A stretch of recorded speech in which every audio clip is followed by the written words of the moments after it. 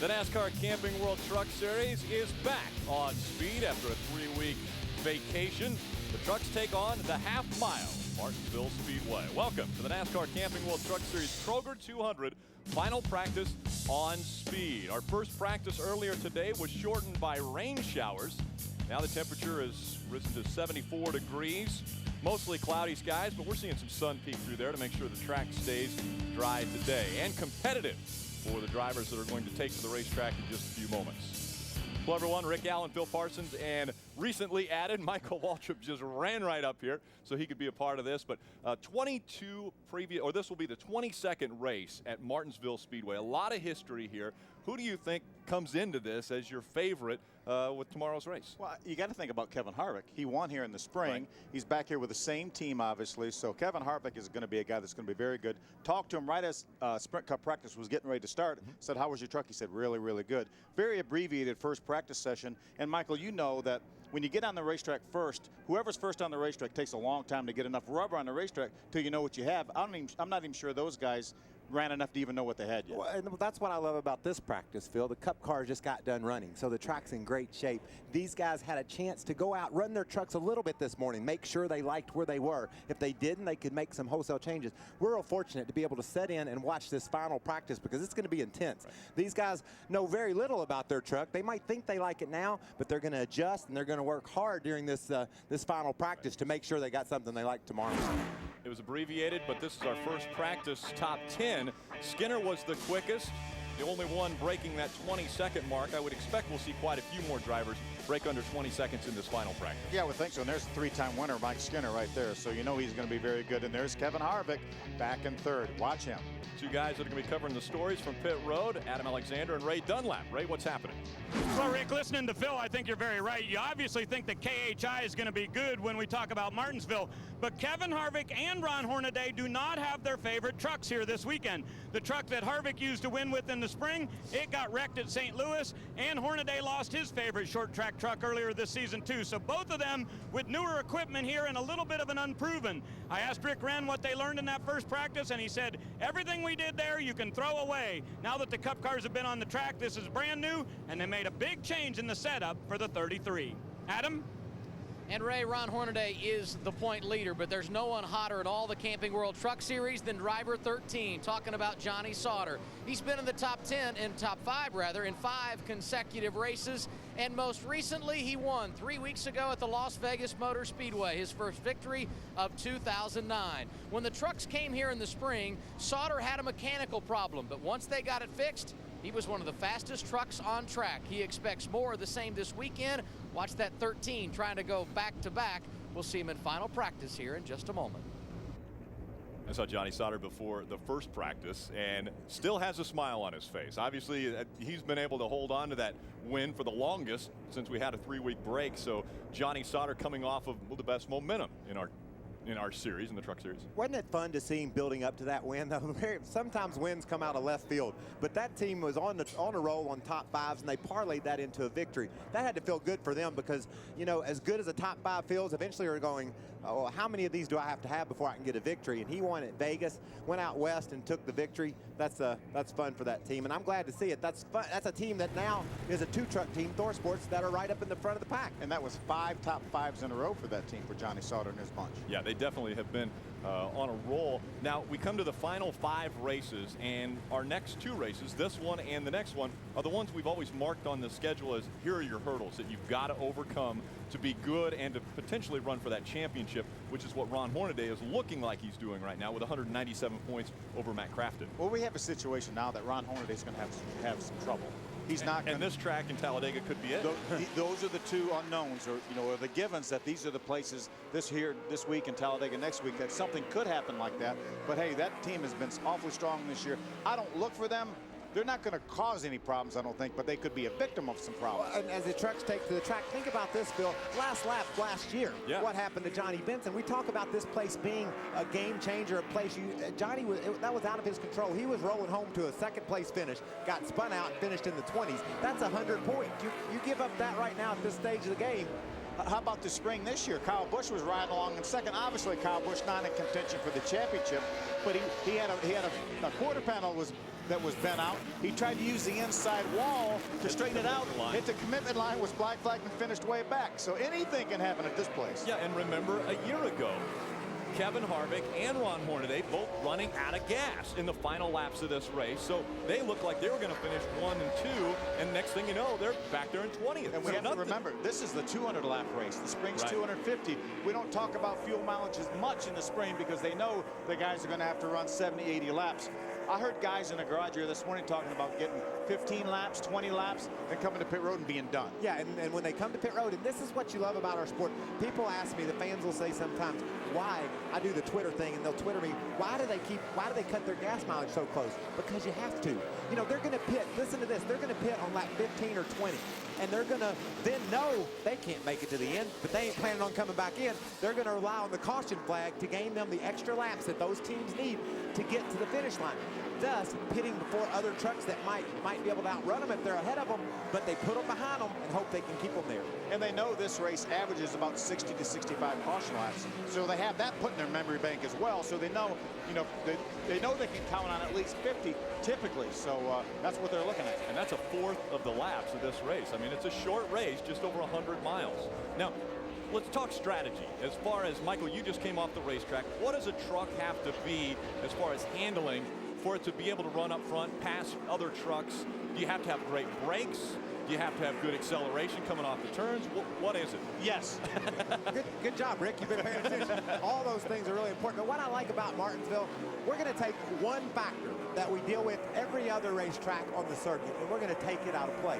We're going to put it on the shelf. We're going to put it on the bench, and we're going to forget it. And that's aero. We're just talking about mechanical grip and your driver trying to report to the team. That's what these guys are doing right now. They're running their trucks as hard as they can, and they're telling their crew chiefs exactly what it's doing when they step on those brakes hard, because they do, and when they try to mash that gas pedal wide open, because they will.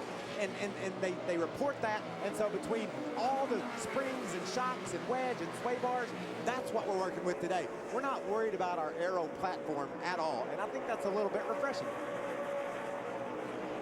It's a little bit of a change right there. That one car, we're used to seeing Timothy Peters in the 17, but his old team was actually resurrected for this race. Peyton Sellers is going to drive the 17 truck, which is the team that Timothy started out the season with. Then he moved to Red Horse Racing. So this essentially is still the 17 team from Red Horse Racing, just with a number 1 on the truck. Now we're seeing some really tight racing on the track right now. Can we expect, and I'm going to resurrect this from a couple races ago, but Matt Crafton, Kevin Harvick, Ron Hornaday, Todd Bodine, those guys all involved in, well, what did we call it earlier? Shenanigans. I mean, can we see it here at Martinsville? You can see it here at Martinsville no matter what the history is. Yeah, I mean, hey, they could be best friends, and you could see it here at Martinsville. So, yeah, for us to think that they're not going to have anything like that happen would be a little bit remote. I think ODW is probably sitting in Franklin, Tennessee with a big smile on his face right now looking at, that's the 17. He used to race number 17, and that's the font that his 17 was always in. And Darrell's been real close to that group over the years, and it's nice to see. Maybe can we call that a bit of a tribute to DW? Let's do that. Let's do that. We'll call it a tribute to DW. There wasn't anybody much better here at Martinsville than ODW. Adam Alexander, have you got your suntan lotion on down there? I would need it because the sun has popped out. And I'll tell you another guy that likes to see that 17 on track this weekend. It's the guy behind the wheel, Peyton Sellers. This Premier Motorsports team that Timothy Peters ran for earlier in the season really wanted to run this race at their home track. So they had all the equipment that was saved up when Timothy made the move over to Red Horse, and they went and tapped Peyton Sellers on the shoulder. They've come here. They have been successful early in the practice session, and I really think he's happy to be back at the track as opposed to sitting at home, right? Adam, Rick Wren making some adjustments over here on the VFW Chevrolet for Hornaday. You know, last year they were just a little bit tight coming off the corner, so they made some adjustments to this truck, but Hornaday was dragging the splitter a little bit too hard. So Danny Stockman just got in, raised a couple rounds in the front springs to get that splitter up just a little bit more off of the racetrack. I watched Ron before he climbed into his truck before that first practice. He had a big smile on his face. He goes, you know, it's great when I can climb into a brand new truck. It's nice and clean and ready to go. A lot of new trucks for Kevin Harvick Incorporated. We'll see if they can find victory lane again. Kevin Harvick, second quick already in the second practice. NASCAR Camping World Truck Series practice from Martinsville is brought to you by Camping World RV Sales. Visit campingworld.com for the best values on towables. And by Copart.com, an online auto auction where you control the price you want to pay. Go to Copart.com today. Turned out to be a beautiful day in Martinsville, Virginia for this the final practice for the Camping World Truck Series. We will qualify later on this evening after the Cup cars qualified. James Buescher on the racetrack, one of our Rookie of the Year contenders.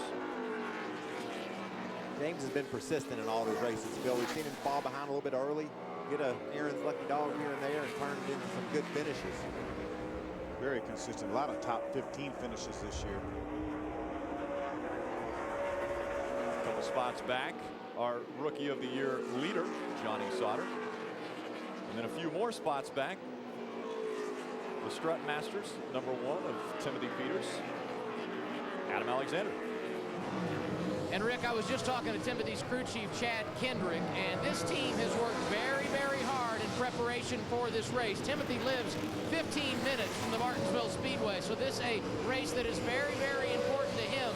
And he said they did a couple of things on trying to get ready. One, they want a good handling truck. They went and tested at the Motor Mile to work on that end of it. Today, their focus and throughout the week has been on making sure they're good on fuel mileage. Chad said, sadly, 50% of being good here tomorrow is going to be stretching it on fuel, and he's already got it calculated. He said, based on the number of cautions we expect in this race tomorrow, we could probably pit around lap 18 and be done for the day. We'll see if that holds true. Timothy won a big late model race back about 3-4 years ago. 300 lap Bailey's 300. And again, Timothy, a Virginian, just down the road. I like that song, Meet Virginia by Train. It's like one of my top all-time favorites. He led the train earlier this year at this racetrack, Kevin Harvick, in that Bounty #4. You know, that was the first time he's ever won a Camping World Truck Series race anywhere other than Phoenix. He's won Phoenix 3 times, and he finally got to win somewhere else, and he did it here in style.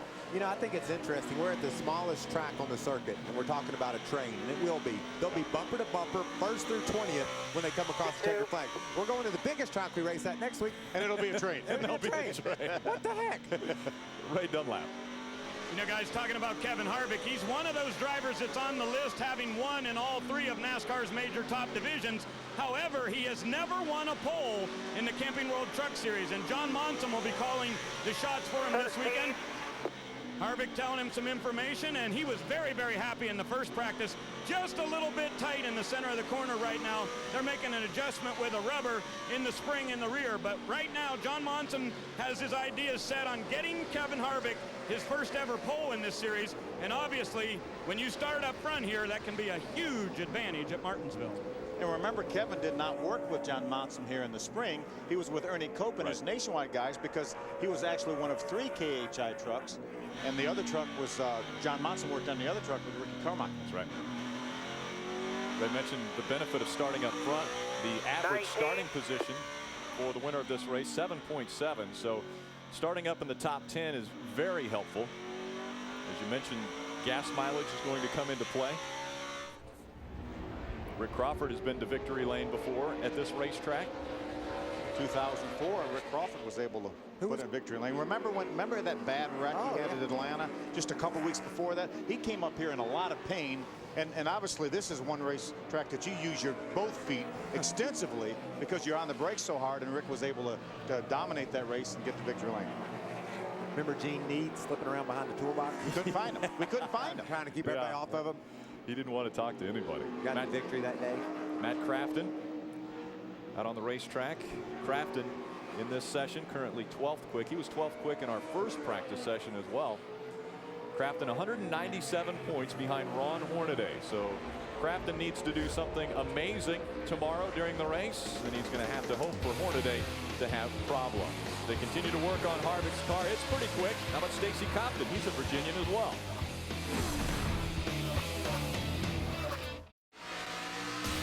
Sunday, NASCAR Race Day marches into Martinsville. Casey Kane will join us live. Plus, we'll break down who is going where in 2010. NASCAR Race Day built by the Home Depot, live Sunday at 11 Eastern. I'm going to have a notepad to figure out who is going where in 2010. Silly season, we call it, always comes up about this time of the year. It usually comes earlier and earlier, but this year it seems like it's going to be a little bit later. Taco 9 bringing that Lumber Liquidators Toyota Tundra back onto pit road. It's good to see those colors back on that truck. That's the way it looked when he went to Victory Lane and won the championship. That 08 truck he's following there, that's Tim Brown. He works for MWR. Won the championship at Bowman Gray for like the 45th time, I think. He wins championship after championship. Well, his teammate here is Burt Myers, who is a 3-time champion at the stadium in the modified series. And I gotta, you know, we watch these trucks and we race cars, and sometimes you take it for granted a little bit. You start thinking, you know, I gotta win, I gotta be right up front. I want you to know Tim Brown's level of excitement to have the opportunity. Just to be here. He's won races all over the country, all up and down the East Coast. He's a champion at Bowman Gray. Races tough guys on Saturday night, wins. Now he's here with a truck with just the opportunity to get out there on this stage in one of the top 3 levels of NASCAR. It's quite an honor for him. That's funny you mentioned opportunity and stage.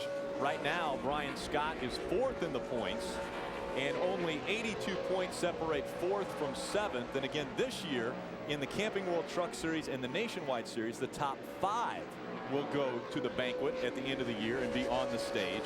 So there's a great battle right now in the Camping World Truck Series to be in that top 5.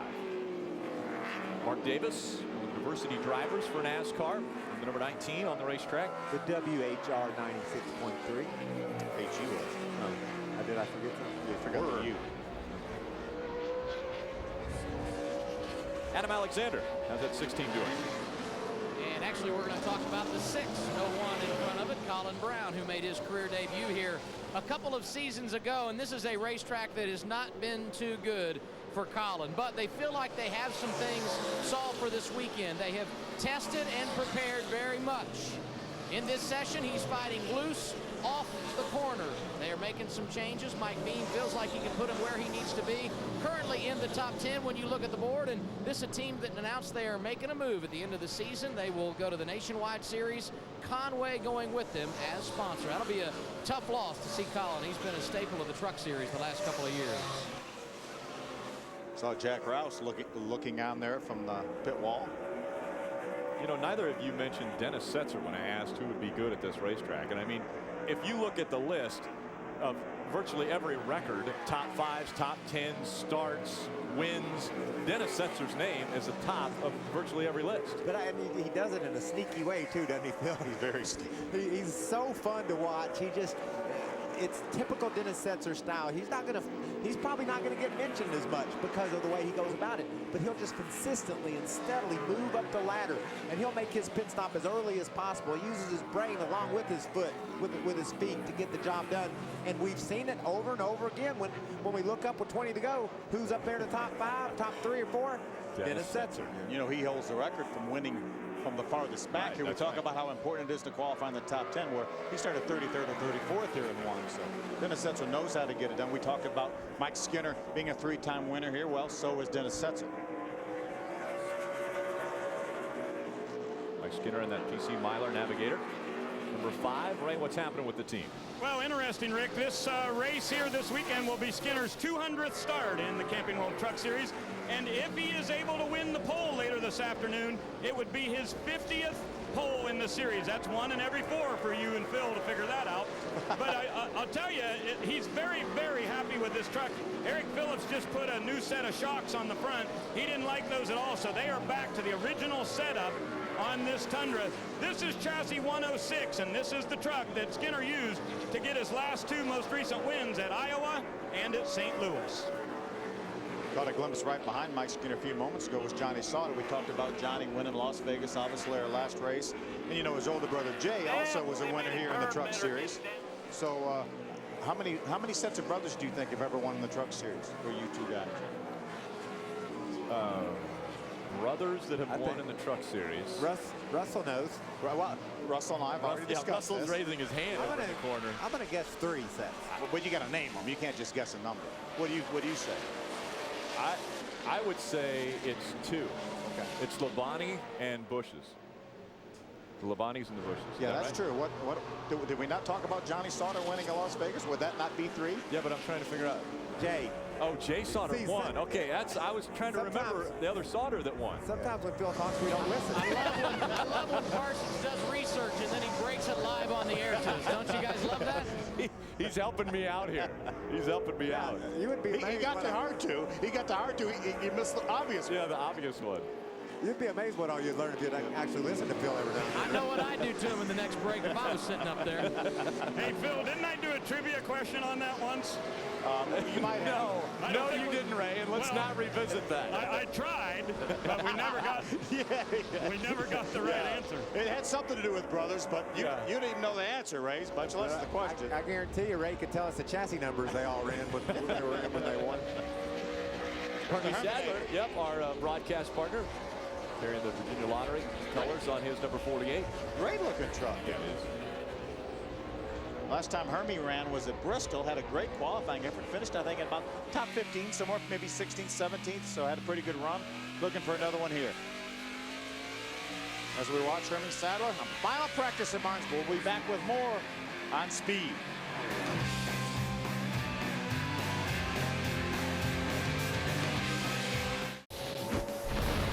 NASCAR Camping World Truck Series practice from Martinsville is brought to you by Quality Hotels.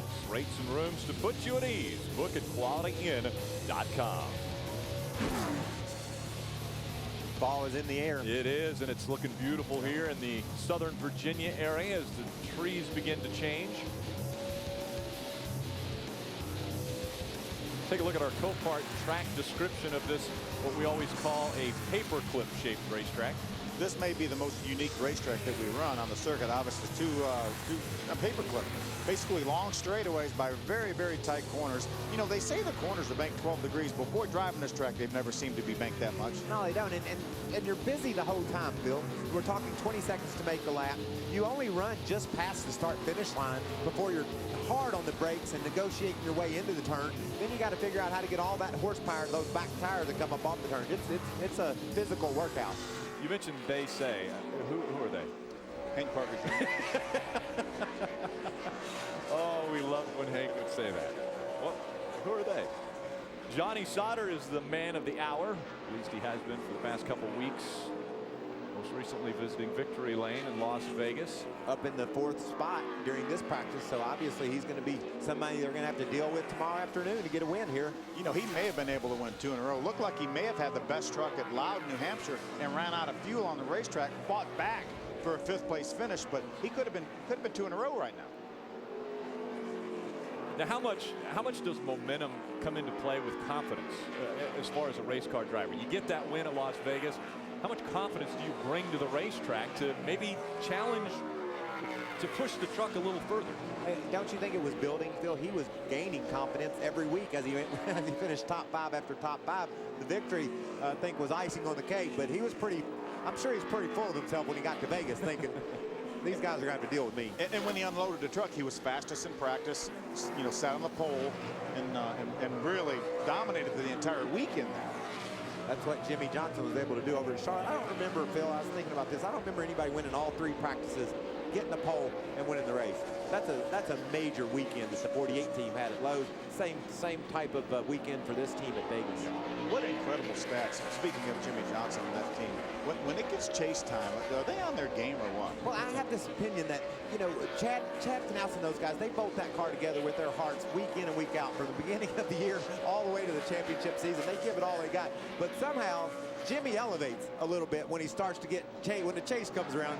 He just comes a bit of a different person, and I think you got to look at the numbers and agree with me on that. See the 8 team going to work on that truck. What are they doing down there, Adam? Well, there was a lot of anticipation for this weekend for this race team because Dennis Setzer had been away for a couple of events back behind the wheel, and you guys have documented how good Dennis is at Martinsville. They really had to make some major swings in the setup. Felt like perhaps they were making some gains, and then brake line broke on the right front, so he had to come in. In fact, Setzer said, be ready to catch me. When I come in, it's going all the way to the floor, referring to the brake pedal. So a team that really was looking forward to this race weekend here at Martinsville not having much luck so far. You know, we talk about when these guys are going to be able to pit at 15 or 20 laps or whatever the case may be. 13 times we've had a caution within the first 20 laps here at Martinsville. So the odds are that you're going to get that early caution and maybe try to get to pit road and get enough fuel to get to the end. Well, there's certainly a decision to be made if the caution comes out on lap 10. You know, do I stop right now and take a chance that there's going to be more than 55 laps of caution so I can get all the way to the checker? Because if they run all the way to lap 30 before the caution flies, Everybody stop. You don't gain any track position. Some of these guys might have to roll the dice and stop earlier than that lap 15 number that we're hearing everybody throw out there. Now, are tires not even a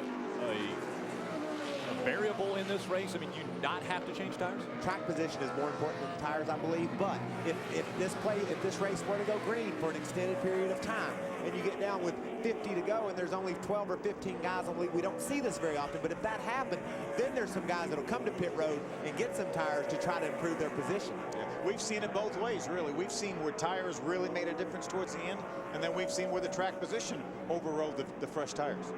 Ray Dunlap. Hey, I had a little question for Phil and Michael. Whenever Kevin Harvick won here in the spring, do you know what truck number he was driving? 2? He was driving number 2.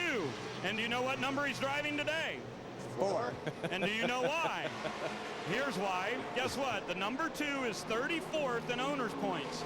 The number 4 is 19th in owner's points. So in the event that we get rain later this afternoon and are not able to qualify, Harvick will have a much better starting position in truck number 4 than he would have in number 2.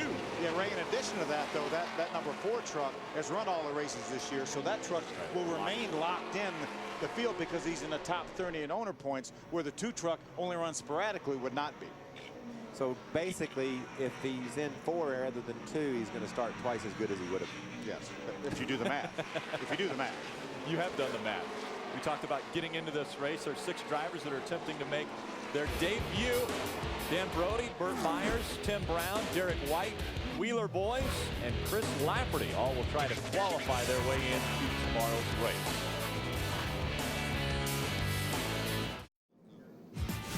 When you dream, do you dream in speed? Introducing the Speed Dream Ride. You'll see new shows, old favorites, and have the chance to win an experience you've only dreamed possible. The Speed Dream Ride is coming soon, presented by Castrol Edge. Find out more at speeddreamride.com. I thought that was impressive. That was very nice. You've got my curiosity up. I like that.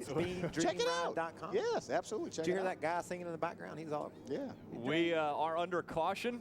Actually, they bring the red flag out in a practice session. You see in the lower left corner of your screen. Well, now actually you're going to see the 50 truck, but there was a little mud on the racetrack, and that's because somebody jumped over the curb, got into the little grass area. It might have been the 50 truck of Wheeler Boys. We think it was. It definitely was. He's got damage. And then another thing, Phil, it looks like with where he got into the grass, maybe he got on the brakes and it rear wheel hopped. The thing tried to come around and he wound up down there into the inside wall.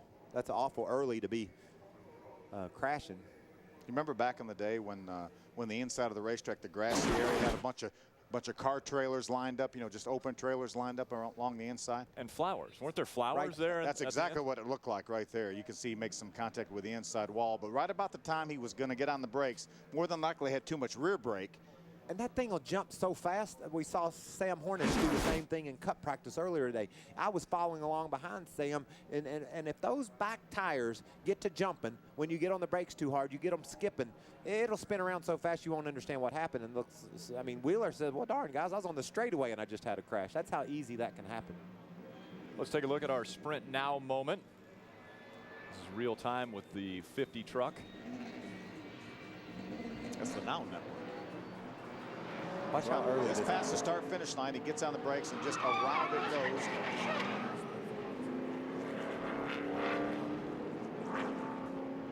So some cosmetic damage. They're working on that truck right now. There's another view.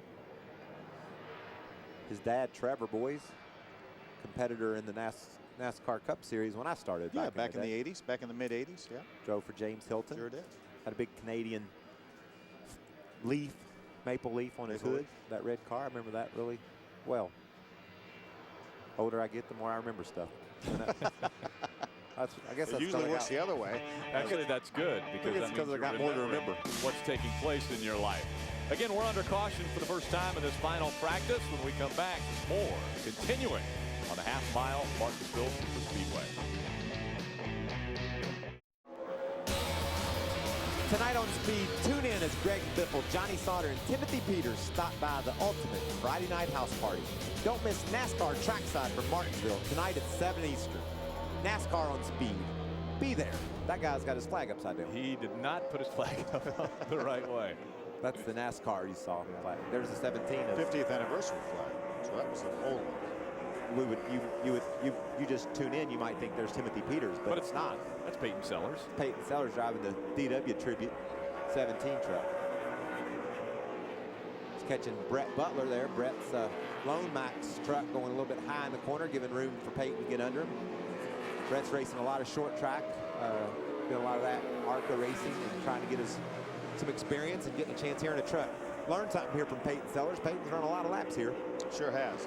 Very, very good at this racetrack. He actually won the Camping World East race at the beginning of last season in Greenville, but due to a rule infraction, they took it away from him and gave it to Austin Dillon, who will be running the Camping World Truck Race next week at Talladega. Looking for sponsorship, want to run full-time next year in the Camping World Truck Series, so looking forward to have Austin in the field next week. I thought Austin would be here, didn't he? Well, they actually wanted to save for Talladega, yeah. David Wilson just in front of Kevin Harvick.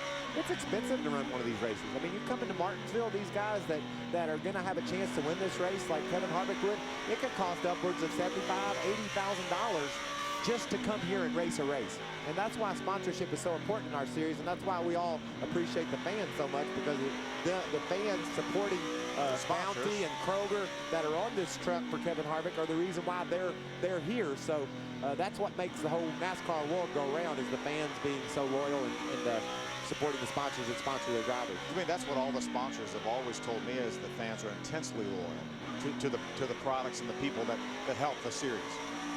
Look at Harvick, he can't make any progress, so he's going to quit. Back off, give him a little room. Is that Taylor Mossam? Taylor's right in front of him. Chewing on there. Decided he'd come in, maybe make an adjustment on that Ford truck.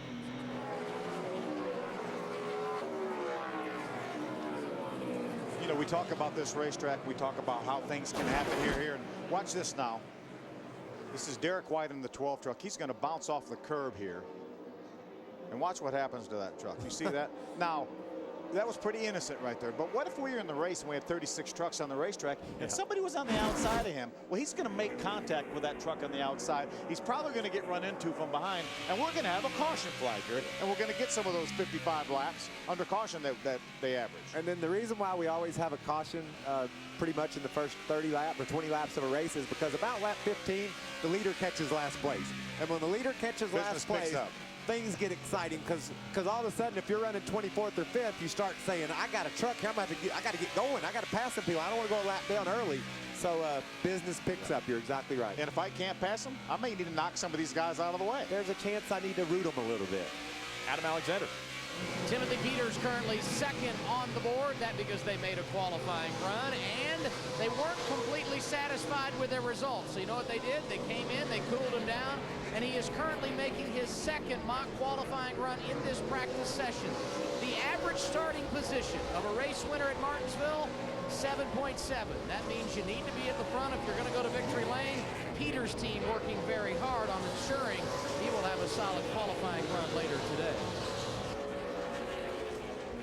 We were looking earlier at the first practice times, and right now we still only have one truck that has broken the 22nd mark, and that was Brian Scott. So we'll see how the guys do as they're preparing for qualifying, which will be later on this evening from Martinsville.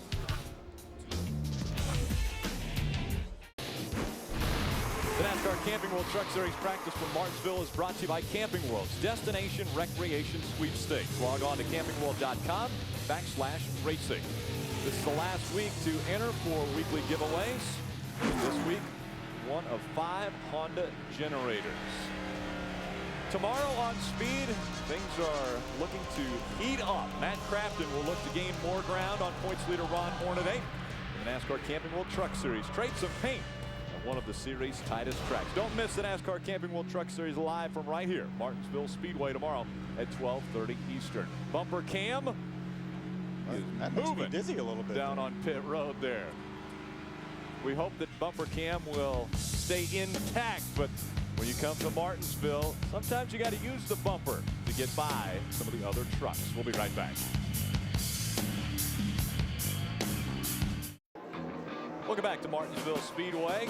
Continuing right here on Speed today, it's NASCAR Live next with Johnny Roberts. The trackside tonight at 7 p.m. Johnny Sauter, Timothy Peters, 2 truck series drivers joining the crew, as well as Greg Biffle, the 2000 series champion, will be on trackside. And then Prelude to the Dream will replay tonight at 8 p.m.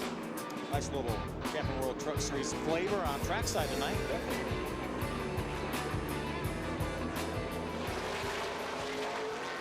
Fastest truck on the racetrack was the 16 of Brian Scott. That just got knocked off the top mark. And Ray Dunlap, you're down there with that team.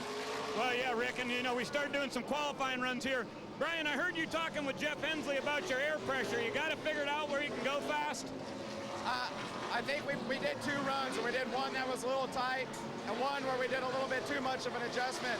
We're trying to play the game right now on what all the cup rubber is going to do. When they lay down all their rubber, if it's going to tighten up or loosen up, and then that's going to depend on what air pressure we go with. But I think we have a really good Albertson start at Tundra today, Ray, and I'm looking forward to qualifying in the race hopefully tomorrow on schedule. All right, go get them. We sure hope so. And guys, one other comment real quick just to add to this. A completely different brake package on these Camping World trucks down here than opposed to what you would see over in the Cup Series. And we know that Mike Skinner going very fast, and I believe he's gone to the top of the list ahead of the 16. Yeah, he just bumped him down to second. Hermie Sadler had an issue. Oh, looks like he's bringing something with him. Got away from him. Well, yeah, that was probably just right up next to the tire and maybe rubbed something and it spit it out there. No big problem for Hermie. Adam Alexander. I think it was Phil that mentioned earlier, Rick, that if Matt Crafton is going to have an opportunity to get back in this championship chase, he's going to need some help from Ron Hornaday, and that being Ron having problems. And certainly there is no margin for error for Crafton himself when you look at the deficit with 5 races to go.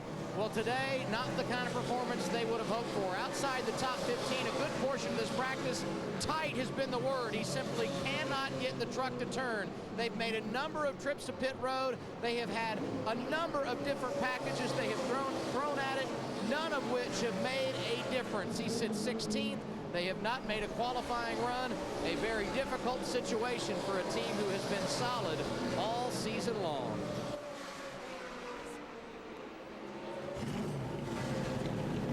Hey, check it out.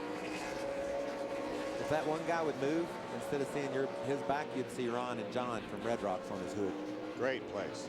Great place. Fun place to. Oh, right on cue. Look at Ron. Ron's looking good on the right. Ron's on the right. That's John. He looks good too. Yeah. Ron wears black because he says it's slimming. Is that why the truck is black? So Yeah, it makes, slimming. makes it look a little slimmer. Well, you want a good piece of meat, though, you go there. Good fish, good food.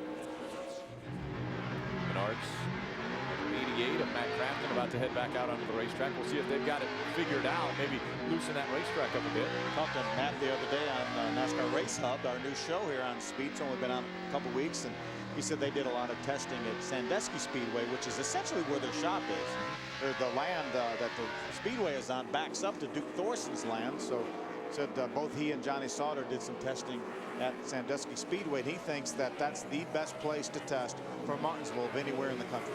I wonder if he's rethinking that now. Well, because that truck hasn't been up to speed like we went down to Little Rock there beside the Rockingham Speedway. My car that day was faster than Rudiman's. When we tested there, we brought it here just like that.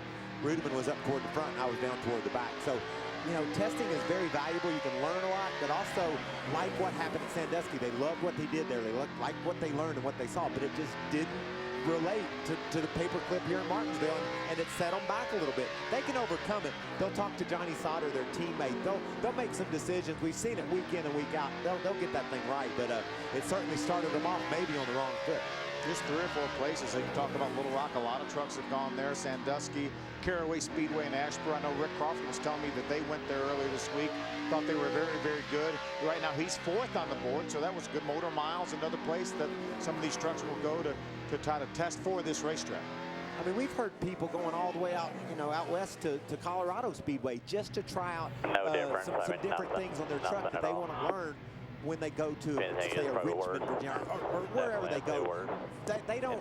Standing right there, I just tried to crank the steering wheel to it just to see if it would respond to it, and it chattered all the way off forward, damn near drove in the fence. See, it won't turn. Well, let's try to get one more change done. Check the left side up, take the left rear tire off.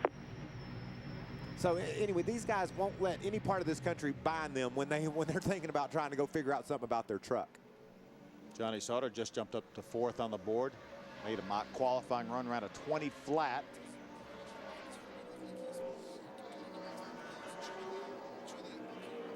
Hermie Sadler's, well, it's loud here, but I'll tell you what, he looks like he's disputing a call in baseball right now with an umpire all over his ear. He's not going to kick any dirt on him. No, but it's very loud inside this facility. Is that Chaos he's talking to? That looks like he used to work for us. His name's Chaos. He's got his arm on fire there. Ray Dunlap. Well, guys, whenever you look above the driver's door on Todd Bodine's number 30, of course, you see his nickname, the Onion. And whenever you see his head, it's pretty easy to figure out why they call him that, right? The Onion? Well, normally you have white onions, and sometimes you have yellow onions. But this week, we got a purple onion.